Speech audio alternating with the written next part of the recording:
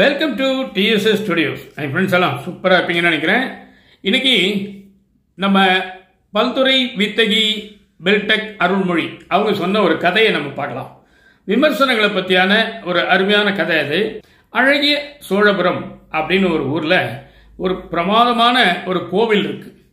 அந்த கோவிலின் கோபுரங்கள் பார்த்தீங்கன்னா வெயிலில் சும்மா அப்படியே வெள்ளி மாதிரி தக தக தக தகன்னு மின்னுமா. அந்த அளவுக்கு அந்த கோவிலை வடிவமைத்த அந்த சிற்பி இருக்கார் பார்த்தீங்களா, அவருடைய வேலைப்பாடு இத்தனை ஆண்டுகள் கழித்தும் அதில் வெளிப்படுது.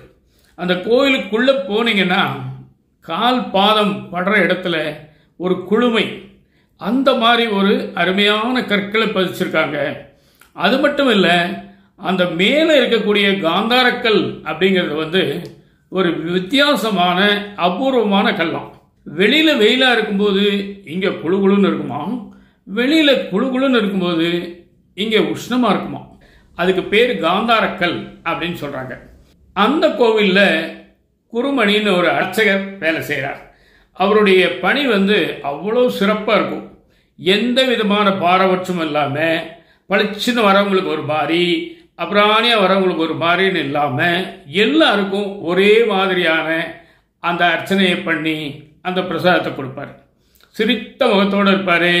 அவர் கோவப்பட்டு யாரும் பார்த்துருக்க முடியாது. அப்போ ஒரு நாள் கோவிலுக்கு நிறைய பேர் பிரகாரத்தில் நிற்கும்போது சாதாரணமாக நம்ம குறை சொல்லுவோம் இல்லைங்களா, அந்த மாடல் தான். அப்போது ஒருத்தர் சொல்கிறார், இந்த குருமணி ரொம்ப மோசங்க, பழைய ஆளுங்க, பழசாவே எல்லாம் பண்ணிட்டு இருக்காரு, ஒரு புதுமையை புகுத்தலான விட மாட்டேங்கிறார் அப்படின்னு அவருடைய காது படவே சத்தமாக சொல்கிறாங்க. மற்றவங்களும் ஆமாவாங்க, இது பேசாமல் வேறு யாராவது ஏற்பாடு பண்ணிடலாமா அப்படிங்கிற மாதிரிலாம் அவங்க பேசிகிட்டு இருக்காங்க. அந்த கூட்டத்திலேயே இந்த குருமணியை ரொம்ப பிடித்த ஒரு பையன் இருக்கார், யாதவன் அப்படின்னு பேர். அவர் என்ன பண்ணுறாரு, கோவப்படுறாரு.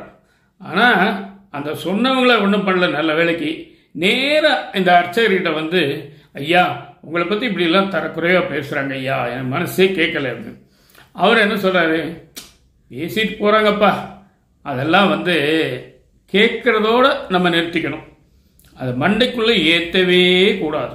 ஏன் அப்படின்னு கேட்டீங்கன்னா, நீங்கள் அந்த விமர்சனங்களை கேட்டு அதை ஆராய்ச்சி பண்ண ஆரம்பித்தோம் அப்படின்னு சொன்னால், யார் சொன்னா, எதுக்கு சொன்னா, எப்படி சொன்னான்னு பல கேள்விகள் வரும்.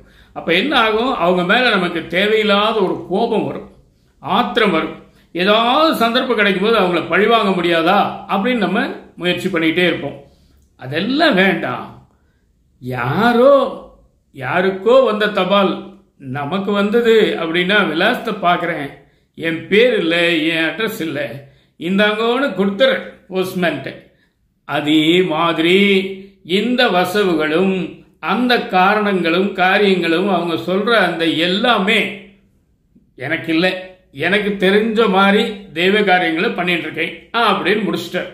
இன்னொரு சந்தர்ப்பத்தில் ஒரு பெரிய திருவிழாவில் வீதி ஊர்வலம் வந்துட்டு இருக்காங்க. அப்போ அந்த சாமிக்கிட்டே இவர் நின்றுட்டு இருக்காரு. எல்லாரும் அர்ச்சனை தட்டை கொடுக்குறாங்க. அதை முறையாக என்ன பண்ணணுமோ அதெல்லாம் பண்ணிட்டு இருக்காரு. அப்பையும் அந்த பக்கத்தில் ஒரு கூட்டம் இவரை பற்றி மறுபடியும் தப்பா பேச ஆரம்பிக்கிறாங்க. அவங்க மனசில் என்ன இருக்குன்னு தெரியல. அந்த மாதிரி சில விஷயங்களுக்கு இவர் உடன்பட்டிருக்க மாட்டார். அதான் பிரச்சனையே. மறுபடியும் இவர் என்ன பண்ணுறாரு, அதை கேட்கும்போது இவருக்கு காதில் விழுகுது.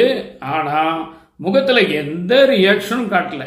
எப்பவும் போல நல்லா அன்பா சிரிச்சுக்கிட்டு அந்த சாமியுடைய மாலைகள் சரியா இருக்கா அது இருக்கான்ற மாதிரி அவர் அதை முயற்சி பண்ணி அதில் கவனம் செலுத்தி அதை பண்ணிட்டு இருக்கார். அந்த யாதவன் அப்பவும் அந்த இடத்துல அந்த கூட்டத்துக்கு பக்கத்தில் தான் வந்துட்டு இருக்கார். அவர் எல்லாம் ஊர்வலம் முடிஞ்ச உடனே இவர்கிட்ட சொன்னார், நீங்கள் சொன்னது கரெக்டு தான், நமக்கு இல்லை அப்படின்னு நம்ம கம்முன்னு இருந்தோம்னா அந்த இடமே ரொம்ப இனிமையாக அமைதியாக சந்தோஷமாக இருக்கு. நானே அமைதியாக நின்றுருந்தேன், எனக்கு ஒன்றும் ஆத்திரமோ கோபமோ வரல அப்படிங்க. இங்கே பாருப்பா, இந்த கோயிலெலாம் கட்டி 1000 வருஷத்துக்கு மேலே இருக்கும். இந்த சுவர்களெல்லாம் பார்த்தியா, வெளிச்சுவர் உட்சுவர் எல்லாமே கருங்கல்ல அந்த காலத்து டெக்னாலஜியில் கட்டியிருக்காங்க.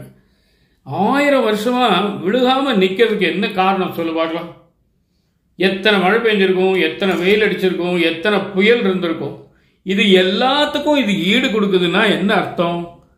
இது அதை எதையுமே ரியாக்ட் பண்ணலை, அதை எதையுமே உள்வாங்கலை அப்படின்னு அதுக்கு அர்த்தம். அந்த மாதிரி நாம் இருந்து பழகிட்டோம்னா நம்ம வாழ்க்கை நல்லா இருக்குப்பா. ஆமாங்கய்யா, உண்மைதான் அப்படின்னு இந்த கதை தான் அவங்க சொல்லியிருக்காங்க. எவ்வளோ ஒரு அருமையான கதை பாருங்க. யார் ஒருவன் தன்னுடைய விமர்சனங்களை பாசிட்டிவாக எடுத்துக்கிட்டு உண்மையான குறை இருந்தால் திருத்திட்டும், சும்மா வீம்புக்கு சொல்றதா இருந்தால் அதை விட்டு விட்டும் மண்டைக்குள்ளே ஏற்றாமல் இருந்தால் நமக்கு தாங்க வெற்றி. நிச்சயமாக இந்த கதை உங்களுக்கு பிடிச்சிருக்கும்னு நினைக்கிறேன். உங்கள் கருத்துக்களை எதிர்பார்க்குறேன்.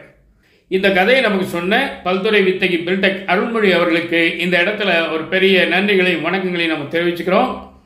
மீண்டும் அடுத்த எபிசோடு சந்திப்போமா? அதுவரை உங்களிடமிருந்து விடைபெறுவது உங்கள் அன்பன் டி. சண்முக சுந்தரம், போத்தனூர், கோயம்புத்தூர்.